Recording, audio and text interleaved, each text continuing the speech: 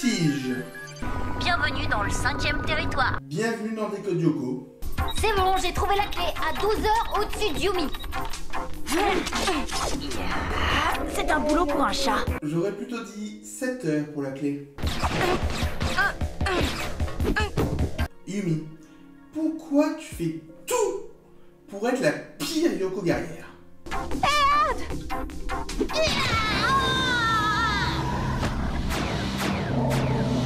Au moins, quand Odd se met en danger, c'est constructif.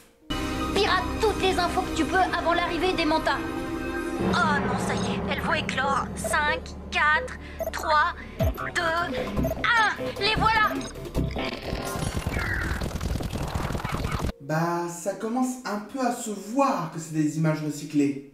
T'es sûr de toi, Jérémy? On n'a pas de manta en vue ici. Elles vous attendent peut-être de l'autre côté de la planète. Soyez prudents. Et toi aussi, surveille tes écrans. Je tiens juste à te signaler que le rampant est un peu apparu comme par magie. Ouh là là, petit problème, Jérémy. On a croisé les mantas volantes. Car il existe des mantas pas volantes. Mais qu'est-ce que c'est que ça? Oh! Des mines, Jérémy! Elles pondent des mines volantes! Ça doit être compliqué pour se reproduire. Ouais, bof. Des codes de sous-système de Xana, le pire, c'est que je les ai déjà craqués, ceux-là. Et Alita ne pouvait pas le voir, ça? Oh hé, attendez, ça là, ça ressemble bien au code source d'un virus. Je peux peut-être en tirer quelque chose. S'il ressemble à celui que tu portes, ça peut me permettre de te libérer une bonne fois pour toutes de Xana. Elle a l'air ravie. Et ça serait pour bientôt? Oui. 2 mois. Génial. Bon, nous on file ce soir, il y a un concours d'escalade et il faut qu'on aille s'entraîner. Sans moi, je te dis que je ne le ferai pas. Ah bon? Et pourquoi ça? Parce qu'il doit réviser.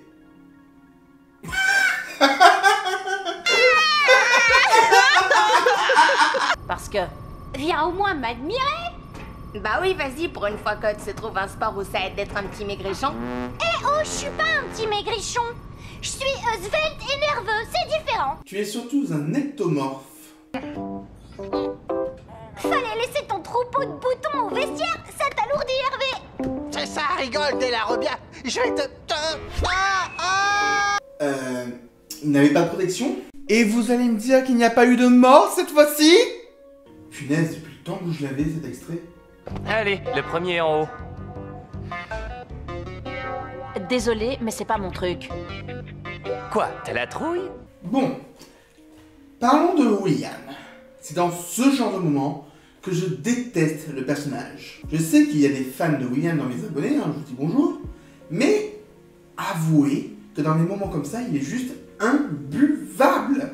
Ici, il vient défier Ulrich sans aucune raison, chose que d'ailleurs il lui reprochait de faire à la piscine dans un épisode précédent, et il se moque de lui. Excusez-moi, mais ça rend le personnage juste détestable. Non, c'est juste que... Allez, Stern, vas-y, fais pas ta mauviette, grimpe ce mur. Et je me plains de William, mais je pourrais aussi bien me plaindre de Yumi, de Jim. Tout d'abord, Jim, je te rappelle que ce n'est pas un cours. Autrement dit, ce n'est pas obligatoire. Et à quoi on sait que ce n'est pas un cours? Ils l'ont dit dans l'épisode, et surtout il y a Yumi. Autrement dit, tout le monde peut venir, et personne n'est obligé de participer. Là, tu l'obliges, et s'il le dit non, tu le traites de mauviette. Mauviette! Alors, excuse-moi, mais la pédagogie, c'est pas comme ça que ça marche. Et pour Yumi, elle voit très bien que Ulrich ne veut pas, mais elle se laisse entraîner dans le jeu de William, telle une vulgaire femelle courtisée par 2 mâles.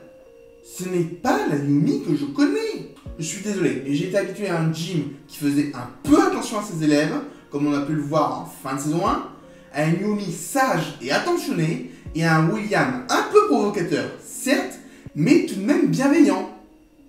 Et on n'a rien de tout ça ici. Allez, Ulrich, tu lui fous une claque et on va manger.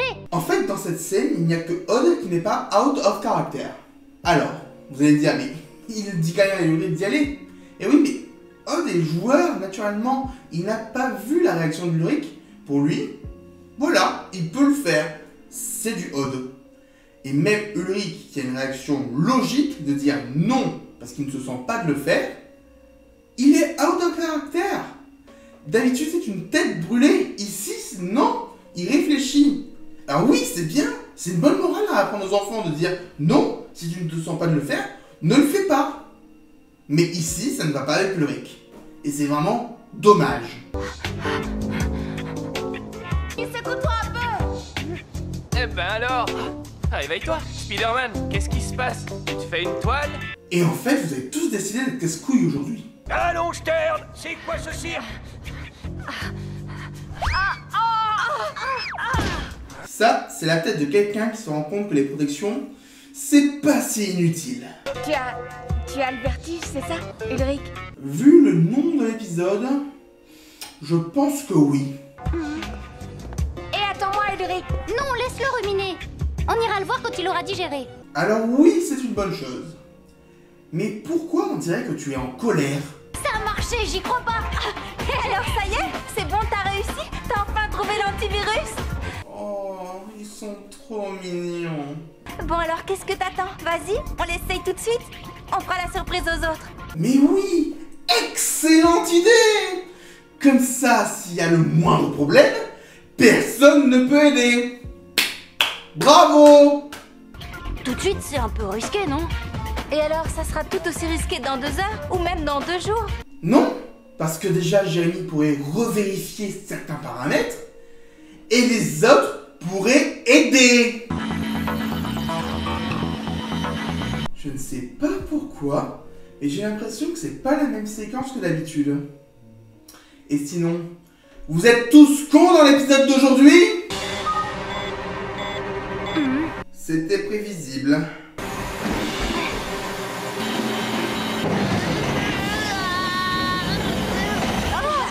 Alita, comment tu te sens? Je ne sais pas si interrompre un transfert manuellement est la meilleure des choses à faire. Dis quelque chose. Quelque chose. Si vous voulez savoir d'où vient mon humour pourri, voici la... J'arrête pas de me répéter en fait. Oh, d'accord, t'es descendu aussi bas code au niveau van, c'est que tout va bien.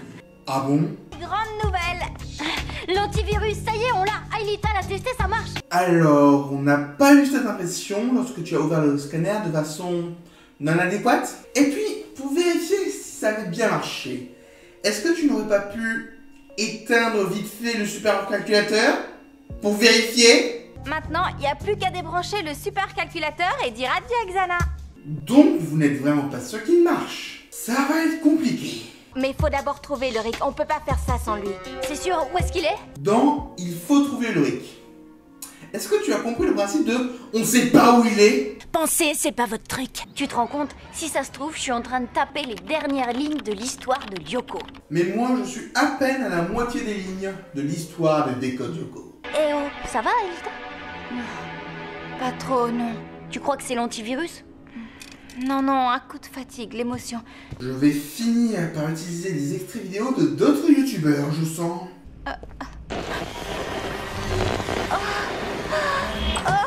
Ils nous refont des ordres. Alors je veux bien défendre Code Lyoko en disant que ce n'est pas répétitif, mais ça vous l'avez fait il y a 2 épisodes. Alita, je ne t'avais pas vu. Pourquoi Sissi est dans le même couloir que Jérémy? Bon oui, je sais, ça fait plusieurs fois que je le questionne, mais ça m'intrigue toujours autant. Je suis belle, je suis trop sexy, mais ça ne suffit pas, je suis aussi drôle, intelligente, gentille.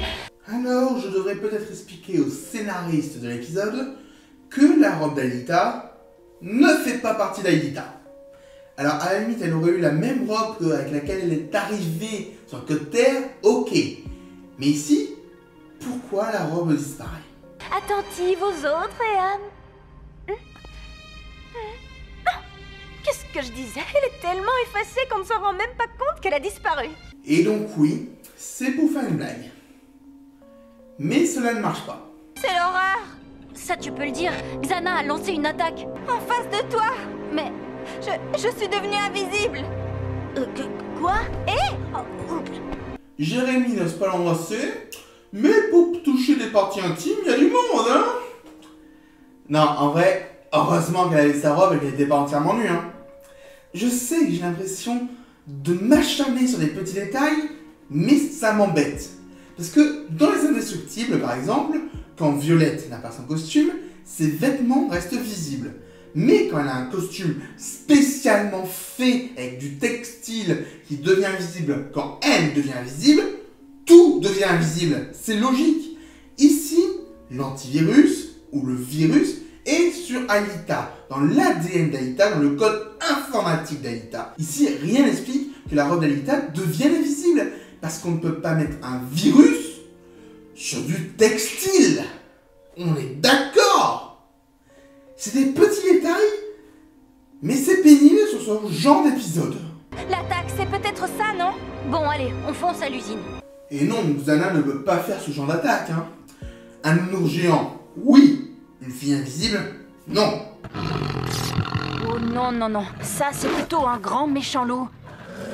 Il y a même toute une meute. Attendez, vous voulez dire que Xana est en train de reprendre des concepts d'attaque de la saison 1? Pas juste de la xanatification? Quoique c'est quand même de la xanatification animale. Et face à une meute de loups, on est censé faire quoi? Courir? Faux. Il faut se reculer prudemment sans le quitter des yeux. Et si jamais il a une attitude agressive, criez-lui dessus et jetez-lui des objets. C'est vraiment comme ça qu'on fait. Oui, Yumi, retrouvez-nous vite à l'usine, il y a un bug. Il y a surtout une attaque. J'ignorais qu'il y avait ce genre de falaise près de Paris. Là, c'est sûr, c'est pas recyclé. Mais c'est pas Xana, c'est un bug de l'antivirus. Et tant qu'on y est, un point pour Ulrich, Yumi et Odd. À quoi est-ce que Xana s'est attaquée? Ça, j'en ai aucune idée. Yumi? Jérémy, on a un gros problème. On est dans la forêt, cerné par une meute de loups contrôlée par Xana. La coïncidence entre la question et la réponse est surprenante. D'ailleurs, l'inverse ne marche pas. Yumi? Jérémy, on a un gros problème. On est dans la forêt, cerné par une meute de loups contrôlée par Xana. À quoi est-ce que Xana s'est attaquée? Ça, j'en ai aucune idée. Abruti. Alita ne peut pas aller désactiver une tour toute seule. On se rappelle mauvaise conduite? Virtualise-moi sur Ryuko. Je vais aller désactiver la tour. Pas question, on va attendre. Et attendre quoi? Qu'il se fasse dévorer par les loups? On n'a pas le choix. On a toujours le choix. Bah manquait plus que ça. On est tombé sur loup volant. J'ai déjà vu un cerf, mais jamais un loup volé. Il a sûrement juste grimpé. C'est vraiment ce qui s'appelle tomber dans la gueule dure. Bah, quand on parle du loup, on en voit le bout de sa queue.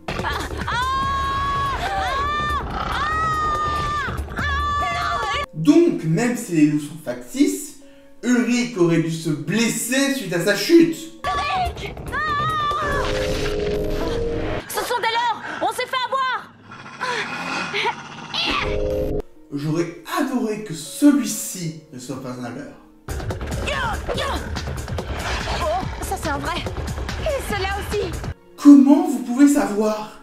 Vous ne les avez pas touchés! Je t'ai programmé ton overwing et la tour activée ne doit pas te bien loin. C'est pas censé être l'overwing de Yumi? Toujours pas de méduse en vue, Jérémy. Pour l'instant.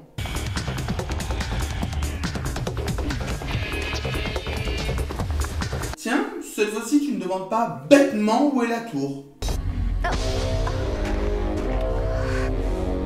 L'antivirus que j'ai testé sur Alita, il a modifié sa signature virtuelle et à cause de ça, les tours ne la reconnaissent plus. Cela mérite presque un second point. Bravo Einstein!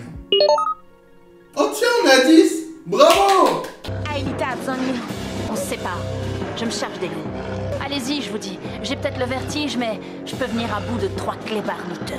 Donc tu es acrophobe, mais pas lichanophobe. Mais es-tu luposlipophobe? Pour ceux qui ignorent, c'est le fait d'avoir peur d'être poursuivi par des loups autour d'une table de cuisine sur un parquet fraîchement ciré en étant vêtu uniquement de chaussettes. C'est très dur à vivre comme maladie. Donc vous aussi, faites un don à l'AITA, l'association exceptionnelle des luposlipophobe incroyablement et totalement anonyme. L'AITA, pour aider les luposlipophobe. À 3, vous y allez. Tu veux dire 1, 2 et à 3 on y va ou 1, 2, 3 et là on y va? Vous êtes en état d'arrestation pour plagiat de punchline.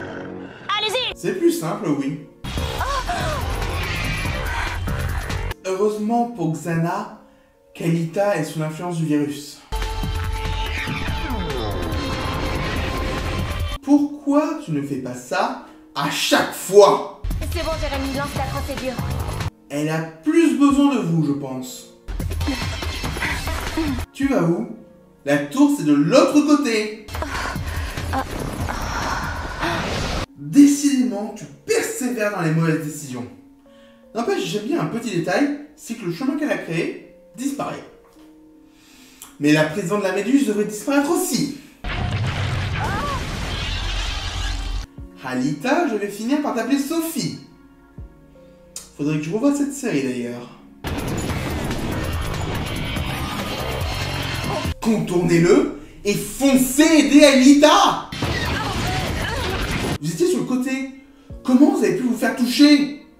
Bande de branques! Yumi n'aura servi à rien dans ce combat.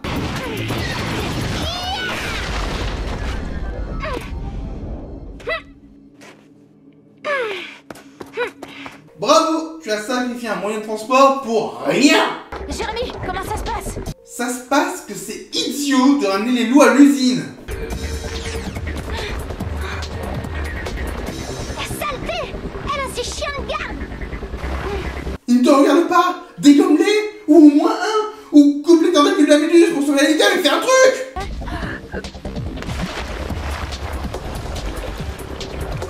Ce n'est pas de la merde numérique qui te dévirtualise totalement? Bon, après, on avait déjà eu ça dans l'Oasis en saison 1. Mais quand même! Et du coup, si l'eau n'est pas dangereuse, pourquoi Alita ne peut pas plonger dedans? Et là, tu n'as plus le vertige! Oh non, Ulrich! Il a fait 10 fois pire tout à l'heure! L'antivirus est désactivé. Ouh. On arrive enfin à la fin de l'épisode. Bouffez-le!